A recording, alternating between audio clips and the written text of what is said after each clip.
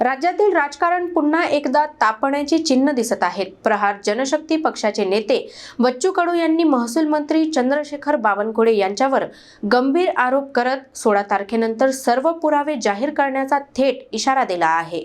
प्रहार जनशक्ती पक्षाचे अध्यक्ष बच्चू कडू यांनी महसूल मंत्री चंद्रशेखर बावनकुळे यांच्यावर अत्यंत गंभीर आणि खळबळजनक आरोप केले आहेत। बावनकुळे यांनी अनेक खाणी ताब्यात घेतल्या असून त्या खाणींमधून त्यांच्या जगदंबा ट्रॅव्हल्सचे किती ट्रक चालतात याची सखोल चौकशी करा असे थेट आवाहन बच्चू कडू यांनी दिले आहे।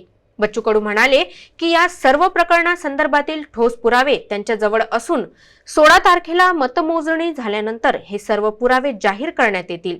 बावनकुळेंच्या खाणी किती आहेत, त्या खाणींमधून किती ट्रक वाहतूक करतात याची संपूर्ण माहिती माझ्याकडे आहे असा दावा त्यांनी केला। याच वेळी त्यांनी भाजपवरही जोरदार टीका करत लोकांच्या संयमाचा अंत झाला तर भाजपच्या नेत्यांना एक दिवस रस्त्यावर उतरून जनतेच्या रोषाला सामोरे जावे लागेल असा इशाराही दिला।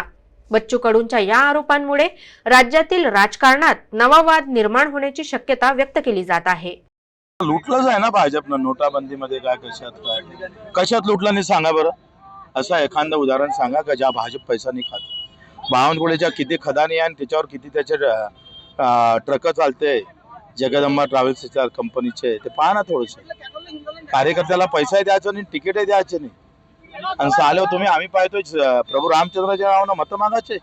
इथं औतकर नावाचा कार्यकर्ता तेली समाजाचा काय तुम्ही तिकीट दिली नाही? 40 वर्षापासून तो तिथं काम करत होता, तो पैशावाले तिकीट देत आहे। अरे आमची सत्ता जर केंद्रात राज्यात असते ना तर रिक्षावाला आम्ही महापौर केला असता, इथला ही ताकद ठेवली असती। पण यांची मर्दांगी संपली आहे सगळं। हे मी सांगतो ना, एक दिवस प्रभू रामचंद्राचा धनुष्य घेऊन यांच्याच खोपडीत घालणार आहे लोक, हिंदूच घालणार बरं। अशी वाईट अवस्था आहे का लोकांना भाजप म्हटलं का लोक असे मारणार, बस सोडणारच नाही।